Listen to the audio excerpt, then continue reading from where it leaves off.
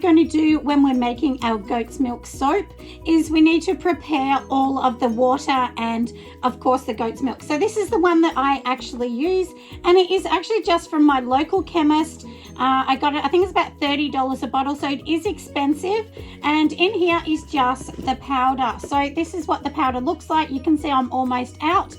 And now we're just going to create the milk. So you don't want to be putting this straight into the lye. If you put this in the lye, it will scorch, go brown, and smell funny. So what I usually do is just make a cup up of this, and that's going to be a part of my water content in my soap. So you need to organize that, and I will actually tell you as we go along as well with your measurements.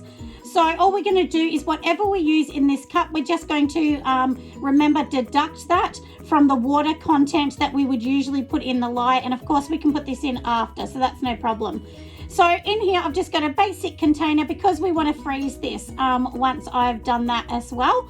So for here, all I've got, like I said, is my little container. I've already torn it out on the scales, so let me just measure it first. So like I said, we have already torn this out because I know this is about 15 grams, and I'm just going to be putting some distilled water inside it. So we want to fill it up quite a distance because we want a good amount of this. So and now let me just organize this and we'll check what it weighs on the scale. So this is 307 grams, like I said, of water here. So we're going to deduct that later on. And all we're going to be doing now is doing, like about 1 tablespoon of your milk powder per cup. And that's about a cup. So we can put a little bit more because I didn't fill the spoon up. And then all we're going to do is just kind of mix this in a bit. You take a little bit of time to mix it in, but that's fine. And we're just going to mix this in all the way. And once this is mixed in and we're really happy with it, then we are going to put it in the freezer and we're just going to let it freeze overnight. And tomorrow we will come back and do the rest of this goat's milk soap. So in this goat's milk soap, I'm not going to be adding in any fragrances or anything. This is really for somebody that has really sensitive skin. And I do know all about that because I had one of my daughters who is now in her mid-20s had such severe eczema that, her poor little legs would bleed and everything. She couldn't use soaps or anything. So goat's milk was one of the only things that seemed sensitive enough for her. So that's why I really do see the benefits in goat's milk. I'm not sure what it is, but I think goat's milk does have a higher fatty content in it as well. So so it is a really good one. You can also make a milk soap. So you could put like full creamed milk in it. You can also put some goat's milk, some kaolin clay, and so on if you wanted to do like, a full sort of milk soap. But for this one, we're just going to do goat's milk soap because I know lots of people do ask me all the time about goat's milk soap. And if you want, you can actually add more goat's milk in it, but I'm not going to. I'm only going to add, like I said, the 1 tablespoon into the cup of this goat's milk because I know that this is going to be really, really beautiful. And you can see it's gone to that nice creamy, milky kind of color right now. So like I said, this is pretty good. I'll just keep mixing it a bit, pop it in the freezer, and I'm going to put it in the freezer in there. So leave it in the container, just don't put the lid on. And pop it in the freezer overnight, and tomorrow we're going to come back, we'll weigh up all of our oils and our water and so on, and then we're going to make this gorgeous goat's milk soap. So I'm going to pop this in the freezer now, and then I'm going to show you something that I've got which is so amazing, and I'm so excited to actually have it. So let me go and show you the next bit. Now, here we go, everyone. One of you gorgeous people, which Leanne knows who she is, she actually purchased this for me and got Vinny to make it and send it to me. So I am really, really excited. So at the end of this goat's milk, we will actually be using this amazing machine. And all you do is basically you got your handle here. And this is a splitter machine for those of you that don't know. So along here where this line is here, the wire comes right along and cuts the soap. And then what actually happens is it does have this really gorgeous dial here, and I've actually made it to the measurement of my soap. My soap's around about 6 centimeters across because it's much taller rather than wider. but you can, you know, whatever size your soap is, you know, you can just actually move this little dial here and change it to the right one. So I mean, how lucky is this? And then if your soap was in it, you literally just push it to the end, and you can see this wire here would cut it, and then you know, obviously you bring it back and you can move your slab along. So this is super exciting to have this. So Leanne, you know that I think you're absolutely gorgeous, and I definitely did never expect anyone to buy me anything, especially something so expensive. So thank you, Leanne, and I know all of you will think this is an amazing machine and such a nice gift from somebody absolutely gorgeous. So Leanne, from the bottom of my heart, I really, really do thank you for this, and let's get using it. I mean, so exciting. But anyway, like I said, we've popped the other milk in the freezer now. So what we're going to do for now is we're just going to let it freeze. I'll come back in the morning and we'll get on to the rest of this soap. All right, everybody, so today we are going to be using our little slow cooker here, and what we're going to be doing is popping in all of our hard oils. So this is how I actually melt down all the hard oils. I just pop them in the slow cooker, put it on slow. It will, within an hour, it will actually melt them down. Then I turn it off, let it cool down, and in the meantime, obviously, you do the lye and make sure that's all ready. So to start with, let's get going, and we will actually start on this. So this is the insert to the slow cooker, and then I'm just going to insert that straight in. And here I've torn out my scale so it's not measuring the weight of this. And now let's go and start to put in the cocoa butter. So I'll just grab that.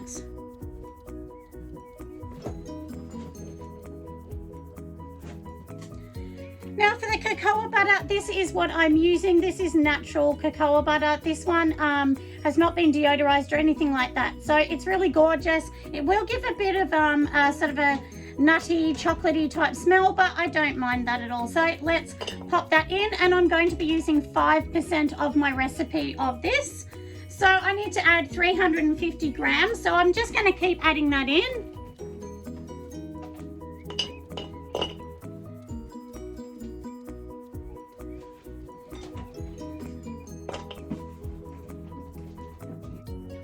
All right, that's all done, and look how gorgeous that looks. So this is the cocoa, and now let's go and add some coconut oil into this as well.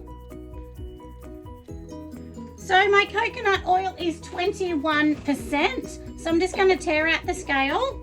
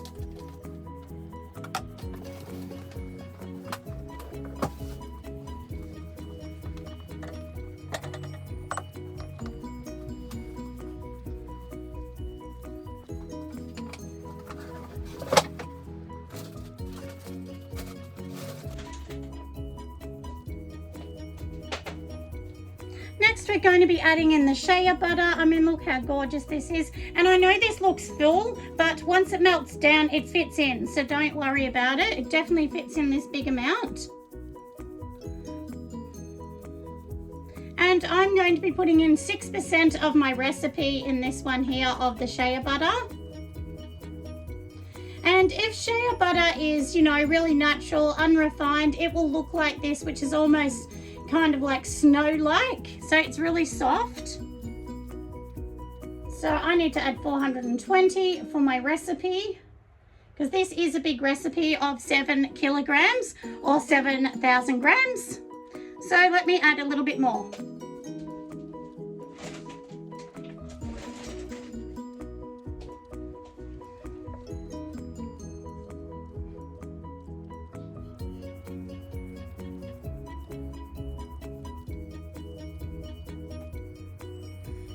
So here we go, everyone. As you can see, it looking gorgeous in its little pot, and all I'm going to do is pop on the lid.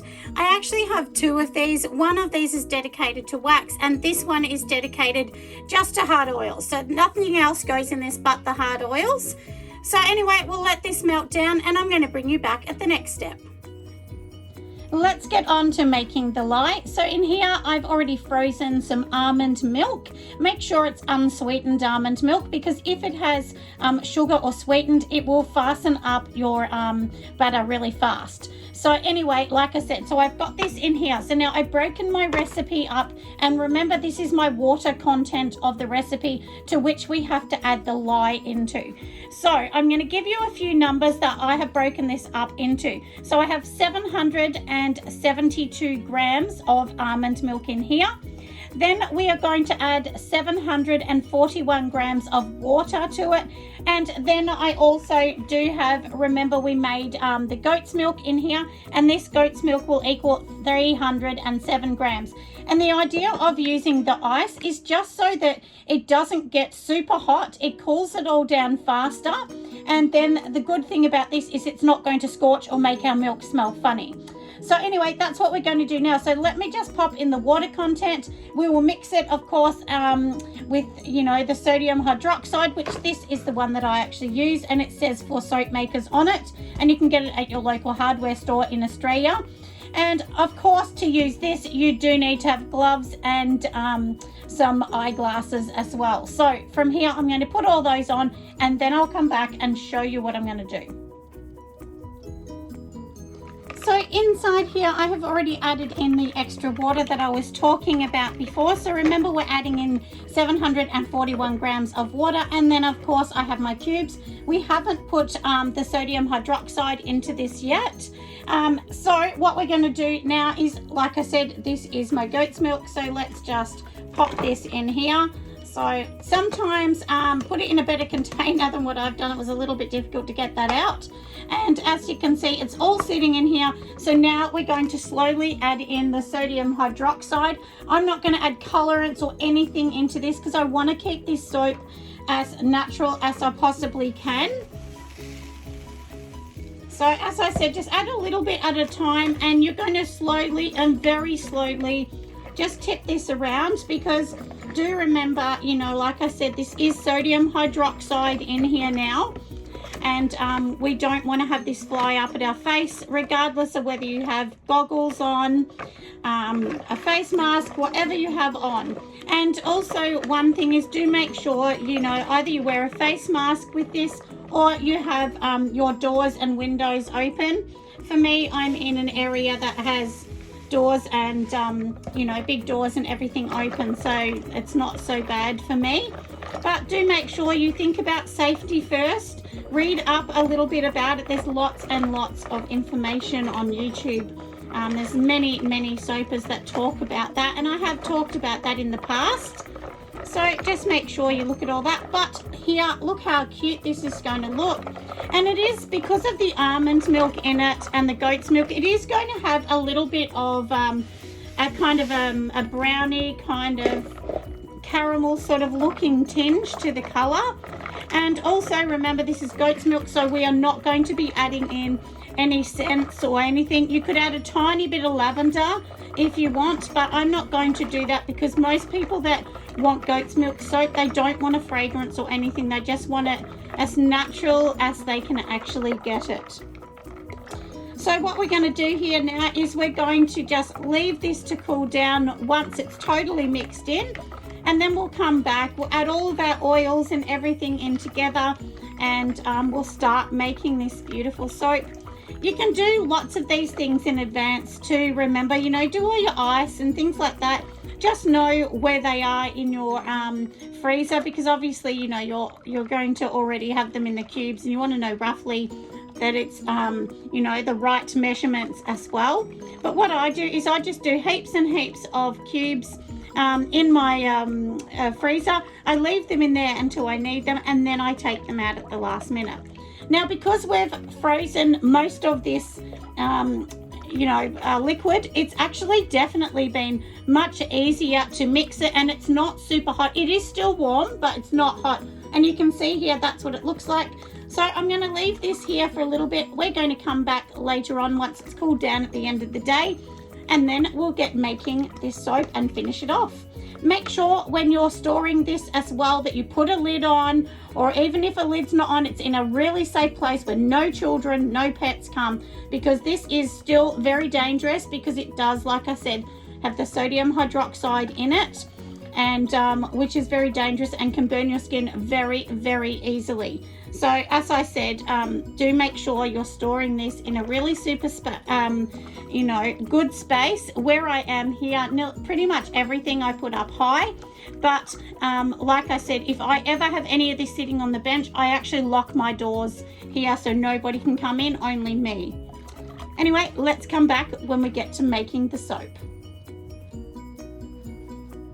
So let's get started on the main of the soap. So here I do have my little bucket sitting in front of me, and I've also got the oils that have, they've actually cooled down now. So do remember, once you sort of melt them down, you want them to be really, really cool. If it's not cool, then what actually happens is it will just seize the mixture and it will get hard really fast. And it's been super hot here in Australia today, so it's really, really easy to warm it down. Actually, to be honest, last night I put it on the warmer, turned it off, and I haven't turned it on at all today, and it's because it's so hot here, it's just melted on its own. So anyway, we're going to pop that in here first, and like I said, this is my hard oils melted down. So this is the coconut oil, the shea butter, and the cocoa butter that I'm going to add in here. So we'll just scrape out the container in full, and like I said, I melt all of mine down in a slow cooker, for anyone that's wondering. So you don't need anything super fancy. You can just buy a little cheapy cooker, and that's the easiest thing to melt them down. Alright, so we've got this in here. So the next thing we need to do is put this on the scale. We need to put all of our oils and everything else in here. So let's get going, and we'll do the next thing that we're going to be doing in here. So like we said, we've already got coconut, shea. Now let's add the sweet almond. So I'm just going to pop it onto the little, well, it's not a little scale. My scale that I actually have here is quite big. So let's just pop it onto this scale just here. We'll tear it all out. And now I'm just going to pop in everything in here. I don't have my goggles on yet because we don't need any of that yet, because I'm not touching the lye. I'm just organizing all of the oils first. So I'll grab the sweet almond oil and let's get going. I am back. I actually had to go away to get my husband to open the new massive big drum, because I buy my sweet almond oil in drums now. So anyway, he popped it into this for me because it comes in a drum that's about 5 or 10 times this size. So let's get and put it in. So for this recipe, I'm using 6% of sweet almond oil, which is going to be 420 grams in this one. So let's just pour it in.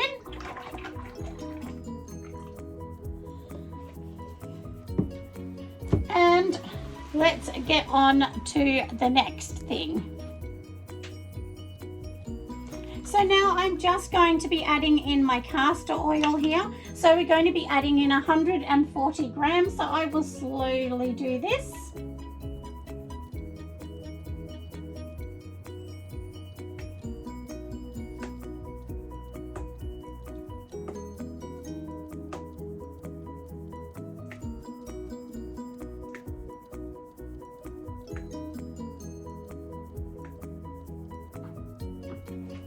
Alright, so 140 grams is done. And for lots of you that are wondering why I put in a little bit of castor oil, it actually helps with the bubbles as well. This is going to be the big one, of course. So now we are going to be adding in our olive oil. So I'm going to get some olive oil because we need to put in 4 kilograms of olive oil. As most of you know, my recipe is a very big recipe. Because this is for a slab mold. So for a slab mold, I'm doing a 7 kilogram mix. So like I said, let's add in the olive oil. I just use a Spanish olive oil that I just get from my local supermarket. You know, they kind of laugh sometimes because I have a whole trolley load sometimes of the olive oil. If it's on sale, I just go grab it and put whatever I can in. So I'll show you the one I'm using. So this is the one that I actually personally use. It's olive oil from Spain and it's really good. Now, one thing that I always add in is sodium lactate, and it's just 1 or 2 tablespoons of it. And of course, I am going to also put some kaolin clay in here as well. So let me get all of that organized, and then we'll be up to putting the lye in after we get everything else ready. So this is the sodium lactate, which is just a salt-derived product. So we'll just put a couple of them in, and it just makes it easier to get it out of the silicone mold. Now do remember, this is a goat's milk soap, so we're not going to add all colors and scents. We're not going to put any scent at all in this. So I'm just going to leave it as natural as it is, and this way it will be really, really gorgeous as well. So like I said, we've done all of this bit, haven't we? So let's organize the kaolin clay, and I will show you a way that you can do kaolin clay and not be so stressed about everything else. So let me just get a little container. Right, so I do have my kaolin clay in here, and then I do just have a little container. So what I'm going to do is just take a little bit of oil, which we had already in here, and then I'm going to add some kaolin clay to this one as well. So let me just pop it into that. I'll pop the lid on so that I don't make a mistake. And then if you just mix this, so basically if you mix the kaolin clay into the oil, it's just like when you mix the mica. That way you're not going to get all, you know, the little bits that are unmixed with the blender and things like that. So then this is all you're going to do, and then we're just going to pop that straight back in here now, because we know it's mixed up. We've done everything else, and it would just make your life so much easier than, you know, having all those little bits of powder falling to the top and having to keep blending and blending. So like I said, we've done that bit. I'm just going to pop these things away so that I don't make too much of a mess.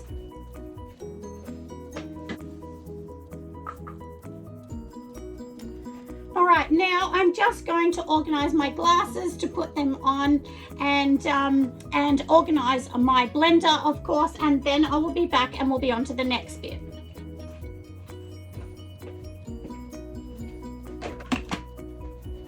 So we have our blender here. We'll just put the blender in the middle. I always just give it a little bit of a mix around so we know that we've done everything we need to do. And then now we're going to get the lye, remember, and pop the lye in there.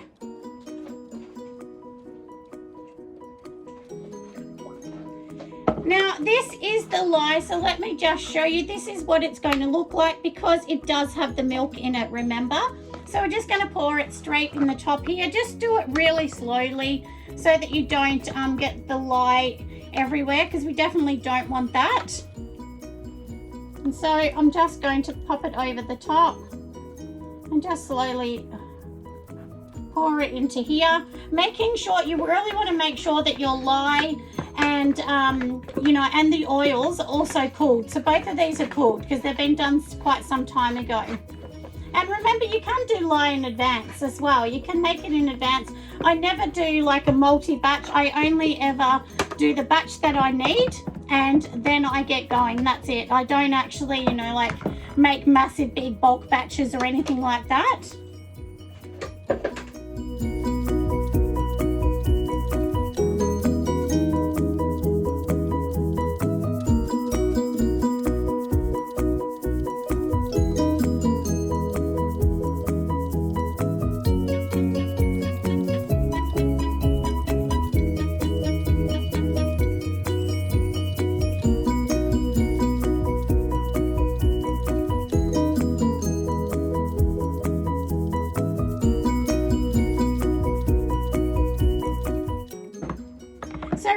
To blend at the bottom and the top, not just around the top. So I actually pull it under and over in circles when I'm doing massive big batches like this.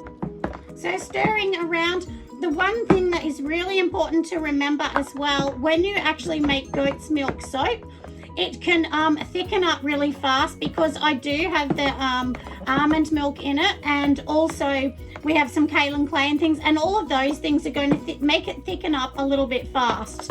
So that's something that you need to consider as well. You do need to work fairly fast with goat's milk soap.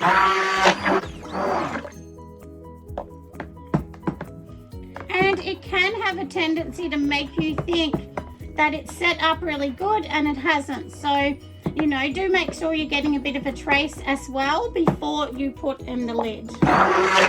So here is our slab mold, remember, because it's going into a slab mold. So I'm just going to pop that on the bench.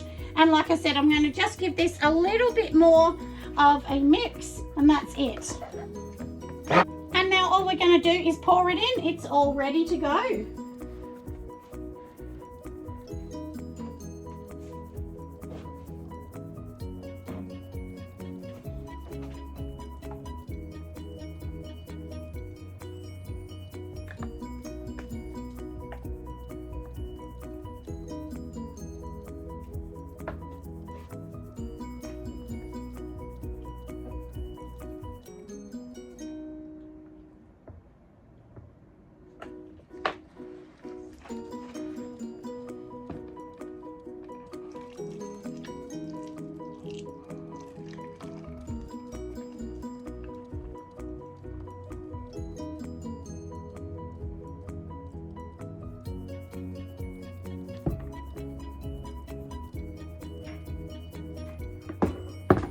You can see it is totally filled to the top. So what I'm going to do is let it get a little thicker so I can put the last little bits on, and I'll bring you back.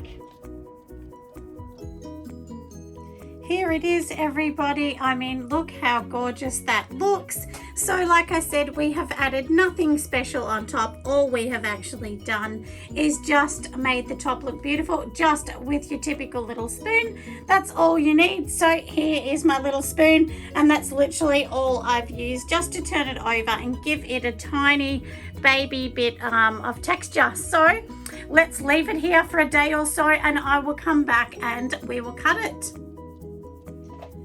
So it is all ready. It's been about 20 hours, and now I have this fabulous cutter that Vinny made, and of course gorgeous Leanne actually purchased for me. So Leanne, this one is for you, the very first cut of the machine, our gorgeous goat's milk soap.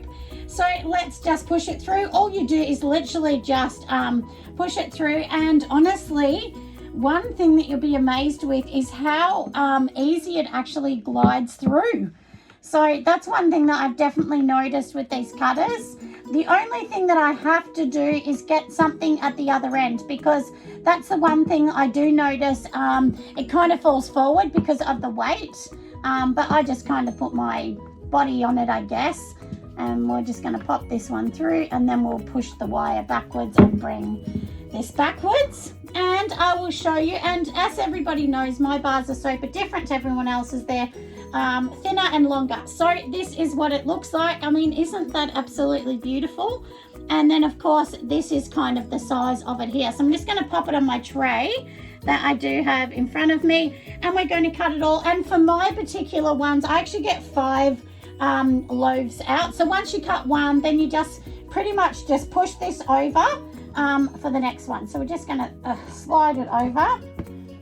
Let me just lift it up, and we'll just slide it in here. And then we will do the next one. So let's just keep cutting these little beauties. And then it will just give that little click, and then you know it's all done and it's finished, and we'll just pop it back through again. And like I said, once again, how gorgeous is this? Nice and white and creamy and really, really pretty. So I'm loving this. So basically the whole idea is, you know, you're going to cut it this way, and then after we do this, we're going to be popping this back through a normal cutter, because of course then we need to cut it. You could use this just to cut it if you really want, but because remember, when you've got a splitter, the splitter runs this way up and down, and the other one sort of cuts it that way. So that's the only difference. But as I said, let's just get going, and we'll cut all these and make them gorgeous. The one thing with goat's milk that I've noticed, if you don't cut it straight away, often what happens with the goat's milk is it can be a bit hard to cut. So I do suggest that you cut it within 20 to 23 hours. Don't leave it for a couple days. Now I will cut the other ones off camera, but I thought I would just show you. So this is how gorgeous they're going to look, just like these. And of course we have more of these. So let me keep cutting and I will bring you back. Here it is, everybody. They are totally cut, and now all I have to do is cut them into individual bars. But I thought you would love to see the gorgeous tops on these. And it did take quite a while actually for it to set up enough for me to do the tops. But anyway, hopefully you guys love it just like me, and I will see you on the next video. Bye for now.